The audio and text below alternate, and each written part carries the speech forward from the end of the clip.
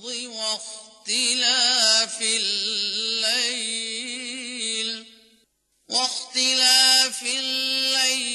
والنهار لآيات لأولي الألباب۔ السلام علیکم ورحمۃ اللہ۔ ہماری کائنات کے اس پروگراموں کے سلسلے کے ساتھ آج پھر حاضر خدمت ہے، اور پروگرام جو نمبر ہے آج کا وہ ہے پروگرام نمبر 81۔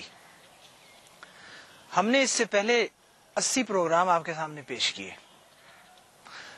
اور یہ جو 80 پروگرام ہے یا جو یہ پروگراموں کا ایک سلسلہ ہے اور آگے بھی انشاءاللہ تعالی جاری رہے گا، اس میں ہمارا بنیادی مقصد یہ ہے کہ سائنس کی جو معلومات ہیں یا خدا تعالیٰ نے جو یہ کائنات پیدا کی ہے، اس کی جو ظاہری شکل ہے اور جس حد تک ہم اس کے اندرون میں جانا چاہیں وہ آسان زبان میں آپ کے سامنے رکھ سکیں، تاکہ وہ ہمارے دیکھنے والے یا وہ ہمارے سننے والے جو سائنس کی معلومات سے ناآشنا ہیں، جو نہیں جانتے یا بہت کم علم رکھتے ہیں، ان تک ہم آسان الفاظ میں یا آسان زبان میں یہ چیزیں ڈھال کر پیش کریں۔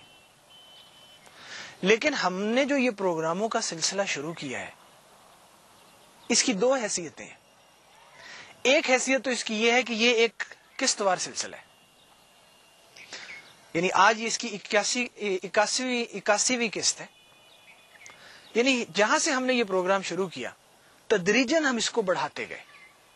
ہم نے سب سے پہلے کائنات کے مختلف اجرام فلکی کے بارے میں بیان کیا، اور جس حد تک بھی ممکن تھا یا جس حد تک آسان زبان میں پیش کیا جانا ممکن تھا وہ آپ کے سامنے رکھی، اور چلتے چلتے اس طرح ہم زمین پر پہنچے، پھر زمین پر جو زندگی آباد ہے اس کے بارے میں باتیں بیان کی۔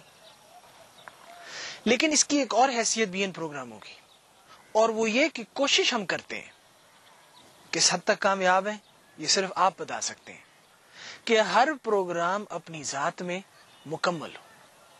اگر ہم مثال کے طور پر زمین کے بارے میں باتیں بیان کر رہے ہوں تو جتنی باتیں بھی اس پروگرام میں بیان کی جائیں وہ اپنی ذات میں مکمل ہو، یعنی جو سننے والا ہے اس کو بات سمجھ آ جائے، یا دیکھنے والا جو ہے وہ اس سے کچھ نہ کچھ ضرور اخذ کر لے۔ اگر ہم کوئی اور اجرام فلکی کے بارے میں بیان کر رہے ہیں یا زندگی کے بارے میں باتیں بیان کر رہے ہیں یا زندگی کے کسی ایک حصے کو لے رہے ہیں، جیسے کہ گزشتہ چند پروگراموں میں ہم یہ کرتے چلے آئے ہیں، تو ہر پروگرام جو نشر کیا جائے، جو آپ دیکھیں، وہ اپنی ذات میں اس حد تک کم از کم ضرور مکمل ہو کہ اگر آپ اگلا پروگرام نہیں بھی دیکھتے تو کوئی اتنا نقصان نہ ہو رہا ہو، بلکہ جس حد تک معلومات دینا مقصود ہو وہ آپ کے علم میں آ جائے۔ کیونکہ زندگی ہو یا خدا تعالیٰ کی جو یہ کائنات ہے، یہ تو ایک لامتناہی سلسلے ہیں۔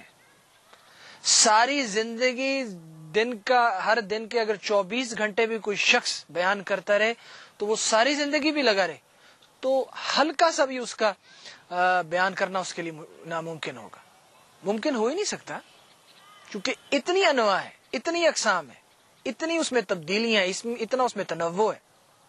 لیکن کوشش ہم کرتے ہیں کہ جو بنیاد ہے، جن چیزوں پر کائنات کی بیسکس ہے، جن پر کائنات کا وجود ہے، جن چیزوں کے اوپر جاندار، جن میں جانور بھی ہیں، جن میں نباتات بھی ہیں اور دوسرے جاندار بھی ہیں، وہ جن بنیادوں پر کھڑے ہیں کم از کم ان کے بارے میں بیان کیا جا سکے، تاکہ جب آپ اپنے ماحول میں جائزہ لیں، خواہ آپ دنیا کے کسی حصے میں بھی رہتے ہوں، تو بات سمجھنا مشکل نہ ہو۔ اسی پر ہم نے اپنا گزشتہ پروگرام ختم کیا تھا۔ ہم یہ کہہ رہے تھے کہ تمام زندگی جو ہے وہ غذا کے بغیر نہیں رہ سکتی۔ زندگی کی جتنی بھی اقسام ہیں ان کے لیے ضروری ہے کہ وہ اپنے جسموں کی نشو و نما کریں۔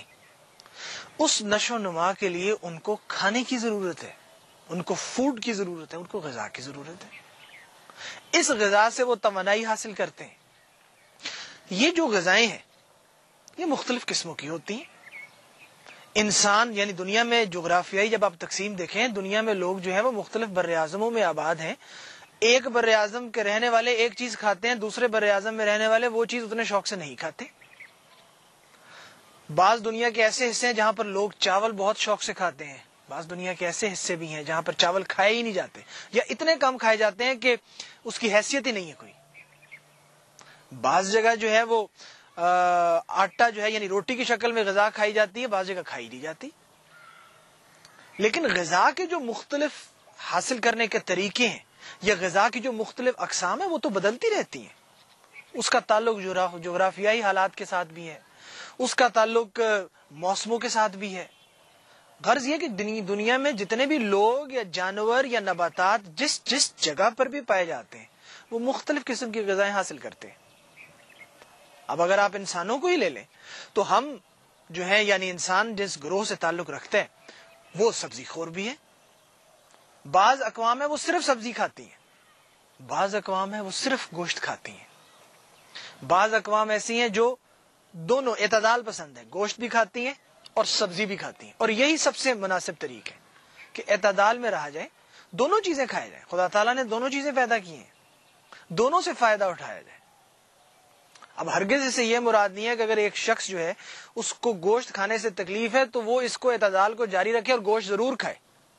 ہرگز یہاں پر یہ کہنا مطلب نہیں ہے ہمارا. بلکہ جب ہم گوشت کی بات کرتے ہیں تو گوشت کی بھی آگے بے شمار اقسام ہیں. کہیں پر بڑے جانوروں کا گوشت ہے جس کو ہم گائے وغیرہ کہتے ہیں, کہیں پر بکری کا گوشت ہے, کہیں پر مرغی کا گوشت ہے, کہیں پر اور جو اڑنے والے پرندے ہیں ان کا گوشت ہے, اور کہیں پر مچھلی کا گوشت ہے. غرض یہ کہ یہ گوشت کی مختلف اقسام ہیں. لیکن جہاں تک غذا حاصل کرنے کا طریق ہے تمام جانداروں میں سے کوئی بھی اس سے علیحدہ نہیں ہے, ہر کوئی اس میں شامل ہے. ہم نے گزشتہ پروگرام میں آپ کے سامنے غذا کی ایک قسم کے بارے میں بات بیان کی تھی اور غذا کی جو وہ قسم ہے اس کو ہم سائنسی زبان میں کاربوہائیڈریٹس کہتے ہیں یا نشاستہ کہتے ہیں. اور یہ جو نشاستہ یہ کاربوہائیڈریٹ ہے یہ آپ کے سامنے جو بکھرے پڑے نباتات ہیں ان میں پائی جاتی ہے. اور یہ جو نباتات ہیں نشاستہ جو اپنے اندر بناتے ہیں یہ خود بناتے ہیں سورج کی روشنی کی مدد سے. اس میں کاربن ڈائی آکسائیڈ بھی استعمال ہوتی ہے جو وہ ہوا سے لیتے ہیں, اس میں پانی بھی استعمال ہوتا ہے جو وہ زمین سے لیتے ہیں. لیکن غذا بنانے کی فیکٹری اپنے اندر ہوتی ہے ان کی. یہ جانداروں کی واحد قسم ہے جو غذا خود بناتی ہے. یہ نباتات یا وہ تمام جاندار جن کی خصوصیات ان نباتات سے ملتی ہے, جن میں بعض ایسے مادے پائے جاتے ہیں جو غذا خود بنانے کی صلاحیت رکھتے ہیں. جب ہم اس سے تھوڑا سا آگے چلتے ہیں تو ایک اور بات سامنے یہ آتی ہے کہ ہم نے تو کھانا کھا لیا چاہے وہ نباتات کی شکل میں ہو چاہے وہ حیوانات کی شکل میں ہو, لیکن ایک بات ہم بھول جاتے ہیں کہ جو نباتات یا جو حیوانات میں سے ہم چیزیں حاصل کرتے ہیں اس کا ایک کیمیائی پرنٹ ہوتا ہے, اس کا ایک کیمیائی میک اپ ہوتا ہے, وہ ایک چیز سے مل کر بنی ہوتی ہے جس کو ہم کہتے ہیں کہ اس کی کیمسٹری کیا ہے. وہ عناصر ہیں جو ہماری زمین پر بکھرے پڑے ہیں, جو ہماری کائنات میں موجود ہیں, جو مختلف طریقوں سے ملتے ہیں اور ہر دفعہ ملنے کے نتیجے میں ایک نئی چیز کو پیدا کر دیتے ہیں, یا ایک نیا مرکب سامنے آ جاتا ہے, ایک نئی چیز سامنے آ جاتی ہے. اب یہ کاربوہائیڈریٹس کو ہی لے لیں تو یہ نباتات میں بکھرے پڑے ہیں, مختلف ان کی اقسام ہیں.